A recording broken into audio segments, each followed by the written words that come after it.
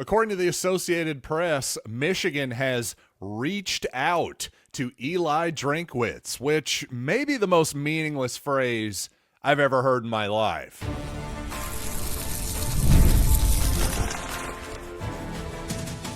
You are Locked On Mizzou, your daily podcast on the Missouri Tigers. Part of the Locked On Podcast Network, your team every day. Hey, all you true sons and daughters, I'm John Miller, your Mizzou mafioso and the central scrutinizer of Missouri Tigers football and basketball. And this idea that Missouri never throws over the middle of the field, well, compared to what? That's always my question. Let's dive deeper into the numbers on that. Also, another reported portal entry for Missouri, this time wide receiver Josh Manning. Going to get into the implications there. Also, quickly, I do want to remind you today's episode is brought to you by FanDuel. If you want to be right in the middle of the action this season, visit FanDuel.com and place your NFL live bets all season long. And maybe I just woke up a little cantankerous this morning, I have to admit, after watching, well, my favorite pro football team and maybe my favorite athlete of all time being carried off the field as the Chiefs dynasty seems to be circling the drain here. That wasn't exactly my favorite Sunday. Although Brady Cook threw a touchdown pass, that was nice. It was all downhill from there, unfortunately, for me. But you know what? Again, this morning I fired off a text message to Chris Gordy over at Locked On SEC as I was informed that he was talking about the possibility of Drinkwitz going to Michigan this morning on his podcast. And I was basically going, Gordy, I got news for you, man. There is nobody around Missouri who is talking about that. Well, a few hours later, I have to at least correct that a little bit. Well, let's just put it this way. Let's back up a little bit here. Of course, Michigan looking for a new coach, as I'm sure all of you know at this point. Well, the AP in the form of Larry Legge or Legge, L-A-G-E. Apologies for not knowing how to pronounce that man's name. But the dateline here from Ann Arbor, Michigan, according to Larry and the Associated Press here, the search firm hired by Michigan has reached out and contacted representatives for Arizona State's Kenny Dillingham and Missouri's Eli Drinkwitz, according to a person familiar with the situation. So my initial thought on that was just, of course, to be completely dismissive with Drinkwitz. Well, and already signing an extension with Missouri, it just seems like there's basically zero chance that this is going to happen. Again, that was my initial response here. Also, the buyout, hey, it is important to make one distinction here. If Missouri were to fire Eli Drinkwitz today without cause, well, that would be like a $36 million buyout. However, if Drinkwitz were to want to leave, this is at least my understanding of the contract language here. You legal beagles out there can correct me if indeed I'm wrong, but if he decides to leave, well, then that new school and or Drinkwitz would owe $5 million to Missouri. So that in and of itself is not a huge hurdle here. However, I do think there's a lot of other hurdles here. Namely, I just think timing is everything in life, number one. Had the Michigan job come open a month ago, well, I would be singing quite a bit different of a tune. I just think at this point in the process, it's pretty unbelievable to me that Eli Drinkwitz would make a move like this. And indeed, Gabe DeArmond over at Power Mizzou saying the same thing. He was quoted in an article. CBS picked up this AP story from Monday, and now they've got Gabe DeArmond commenting on it. Notice how this is sort of a cycle. One anonymous person says something that is reported. Now Gabe DeArmond's talking about it. Now I'm talking about it. I'm now just as guilty of it as anybody, to be brutally honest with you. But I have to say, I find all of this a little bit silly. But again, I digress here a little bit. Let's get back to Gabe's quote. He says, during the first round of this coaching carousel, when Drinkwitz's name was tied to basically every open job, the feeling locally was always that he was going to stay. Fully understand signing the extension doesn't make it impossible for him to leave, but the optics would be far worse than they would have been 3 weeks ago. It seems very unlikely to me. And again, completely agree with the sentiment there. And like I said, timing is everything in life on occasion. And here, had the timing again 3-4 weeks ago, well, I might be singing a different tune. I just think at this point, I find that extremely hard to believe. And a couple more interesting and amusing, I thought, notes. Well, from this CBS Sports piece by Brad Crawford here, by the way, first of all, he points out Drinkwitz, who is repped by Quint Dowdle after a split from Jimmy Sexton, agreed to a contract extension with the Tigers, yada, yada, yada. But that's news to me. I don't know about all of you, but I had assumed this entire time that Drinkwitz was indeed repped by Jimmy Sexton, so I assume this is a bit of a recent development here. Again, Clint Dowdle now apparently repping Eli Drinkwitz. So I guess Jimmy Sexton's going to have to settle for only having 13 of the 16 SEC coaches. At least that was by my last count. Another funny moment here. A Michigan insider is quoted here. Alejandro Zuniga says, quote, Drinkwitz recently signed an extension, but his buyout, $5 million, remains manageable from Michigan's perspective. Hey, I already pointed that out. He continues, if the courtship with Drinkwitz continues, it may need to involve some relationship mending after he poked fun at Michigan for the Connor Stallion saga in December of 2023. And I couldn't help but chuckle a bit at that, because the thing is Eli Drinkwitz enjoys playing the heel to other programs a little bit. He's not afraid of being the bad guy and ruffling some feathers. But I think maybe, as at least I found out, I don't know if he found this out or not, but when his name was being floated around as a backup option for Florida, a backup for Lane Kiffin, of course, well, I noticed a lot of people down in Florida are still not the biggest fan of Eli Drinkwitz, and it doesn't necessarily have anything to do with his coaching acumen or lack thereof, or perceived or otherwise.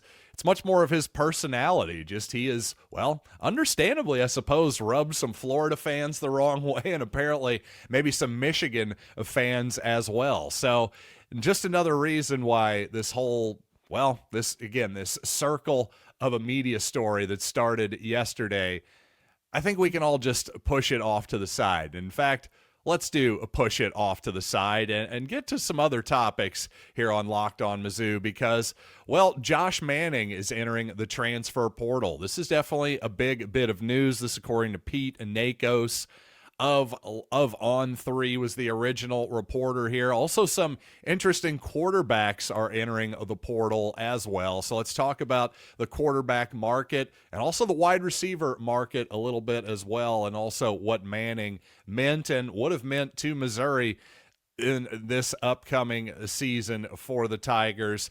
First, though, I do want to tell you, all of you who are putting off all your holiday shopping, well, I've got something for you. Gift hunting season is, of course, on, and you want something meaningful, personal, and guaranteed to get a reaction. Well, Aura Frames is the gift that delivers every single time. It's not just your average picture frame. You can pre-load the frame with photos before gifting it.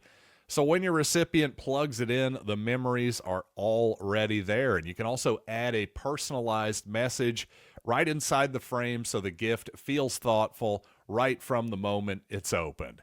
And for a limited time, save on the perfect gift by visiting auraframes.com to get $35 off Aura's best-selling Carver matte frames, named #1 by Wirecutter, by using promo code COLLEGE at checkout. That is auraframes.com, promo code COLLEGE. This deal is exclusive to listeners, and frames sell out fast, so order yours now to get it in time for the holidays. Support the show by mentioning us at checkout. Terms and conditions apply.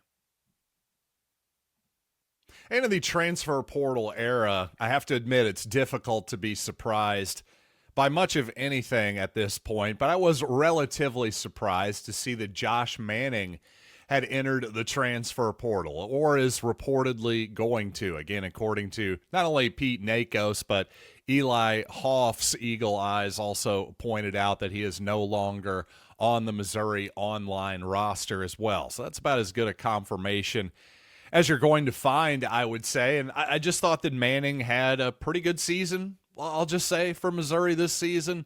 I thought he had his best season, no doubt, let's put it that way, and some strong games, some strong moments.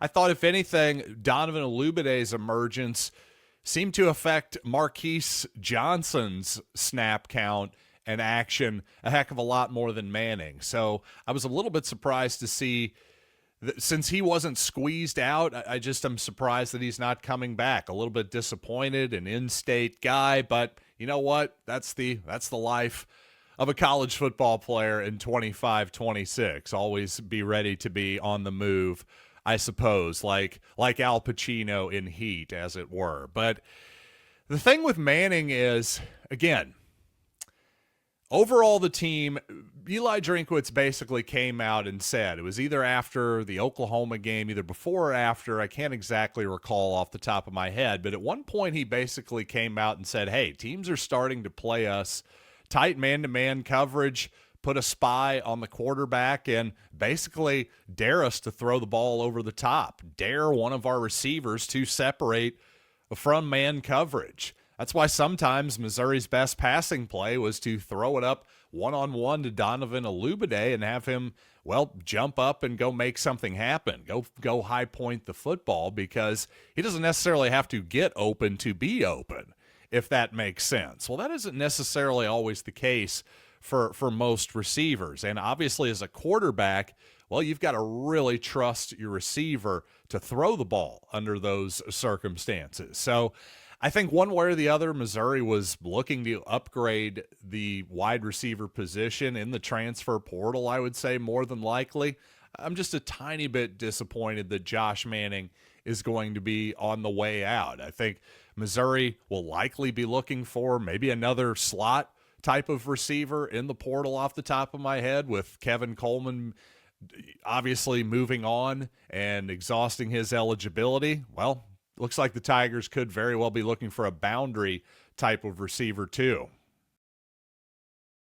And on that Missouri passing game, Missouri is certainly going to at least be looking into the transfer portal, at least seeing what the market is like out there. And so far, the biggest names out there, I would say Dylan Raiola of Nebraska, and also, who else? Oh, yes, DJ Lagway just reportedly is going to enter as well, the former now Florida Gator. I don't know that any of those guys you could consider to be a definite upgrade at Missouri. Maybe your opinions differ than mine on that one. I just think it's going to be very interesting to see what names, if any, are obvious upgrades at the quarterback position for Missouri, or maybe it's better for Missouri to just bring back Bo Pribula and Matt Zollers and perhaps even Sam Horn and see what exactly they have in that room. Hopefully competition will make cream rise to the top. But I think at the very least, if you're Missouri, you just got to at least check on everybody who enters. Make sure you're doing your due diligence everywhere. I think Ole Miss's Trinidad Chambliss is as good of a reminder as anyone. He was basically the backup quarterback, came from the FCS ranks, and ends up being a starter at Ole Miss this season. Obviously, not everyone is Lane Kiffin and can coach up quarterbacks and offense like he can, but the point here is then you got to turn over every rock in college football to get every possible edge that you can have. There is absolutely no question about that. But of course, it's not just about, the players. Of course, the structure of the offense is something that's very much in question as well. And Missouri is looking for a new offensive coordinator with Kirby Moore off to Washington State. And as I've said several times for you everydayers, Missouri is really perfectly positioned at this moment to find a great offensive coordinator. Certainly money is not going to be any factor whatsoever. Moore was making about $1.3 million a season. You add that on top of Missouri with Drinkwitz contract extension. He's got another $4 million earmarked for his assistant staff and other staff members. A lot of that's going to go to the new offensive coordinator. At least it would if I were Eli Drinkwitz. I think he's smart enough to figure out that, yeah, this is his moment to make a huge splash here at the coordinator spot and set his team up possibly for a big improvement in 2026. There's no guarantee at it, of course, but we've seen it over and over again, not only in college football, but at the NFL level too. Coaching makes a massive, massive difference. And new coordinators, hey, you fantasy players out there, you know what I'm talking about. Anytime there's a new coordinator, or maybe the good coordinator at the old spot is maybe now a head coach at the new spot, you got to factor all of this stuff in, because play calling, coaching, development, even at the pro level, it means a whole heck of a lot. But back to my point on the structure of the Missouri offense, there's been so much talk on the middle of the field in the passing game. Well, Missouri doesn't attack the middle of the field enough, and I've bought into that. I really have. And frankly, I don't know that those people are wrong, but I will give you some context here that surprised me. I didn't look at the entire SEC, but I did look at what I thought was the best SEC offense that I saw, at least in Columbia this year. I checked out Texas A&M, and would you believe that the passes thrown over the middle of the field by the Aggies and the Tigers were pretty doggone similar? I'll tell you that. And then I looked at another team. How about the Georgia Bulldogs, the team that actually won the conference? Well, again, would you believe that Georgia actually threw the ball over the middle of the field slightly fewer times than Missouri even? And in fact, Georgia threw way more passes at or behind the line of scrimmage than Missouri did this past season. By the way, these numbers I took were from 10 games of each team's schedule. The SEC games plus their two major opponents. I left all of the FCS games out of this for that. So just to try to make it as equal as I possibly can. But again, maybe Missouri should still throw the ball over the middle of the field. I'm not going to disagree with you there necessarily, especially the intermediate and deep parts of the middle, but I just thought this was interesting context here. Whether Missouri is right or wrong, it sure seems like they're following the trend. And some good news and bad news for Missouri football, as one player is named first-team All-America, and another key player on the defense was unfortunately arrested on suspicion of DWI. So let's talk about all the ramifications of those two stories coming up here in just a little bit. But you know what?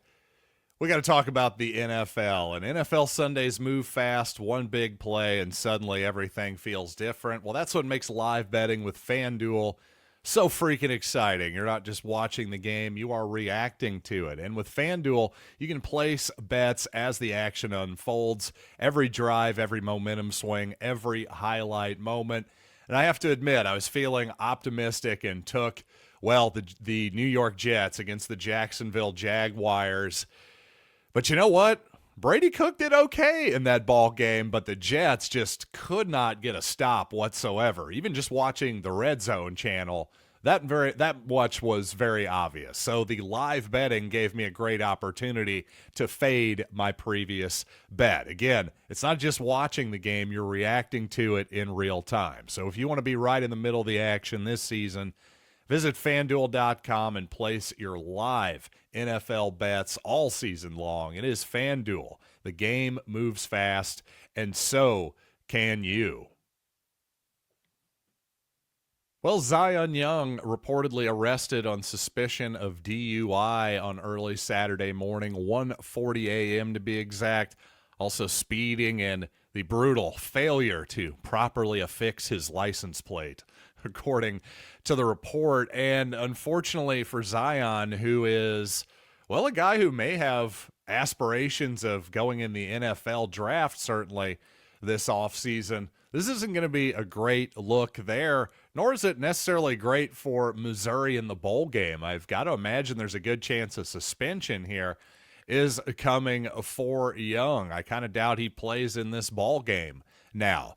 By the way, another thing to watch is whether Beau Pribula plays in this game or not. I gotta, there's been some questions on Beau. I've obviously put out the reporting there that Penn State, at the very least, there's some powerful people, some big money people at Penn State who would like to have Beau Pribula back. Whether there's any interest from Beau, I have absolutely no idea. But as Gabe DeArmond over at Power Mizzou has pointed out, I think if Beau starts the Gator Bowl, well, that's a pretty good indication there's a strong chance he's coming back. Where if it's Matt Zollers, that may be an indication that Beau may be leaning the other way. So, by the way, I brought up Chris Gordy. He sent me a list, and the rest of us in the SEC group chat this morning about presumed starters at quarterback. He had Beau Pribula listed there. Well, I'll just tell you, I'm definitely not that sure that Beau is the definite starter. I think I just don't know what Eli Drinkwitz and his staff are thinking. That's all I'm going to tell you there. By the way, some good news, Ahmad Hardy, first team All-American, according to the Associated Press.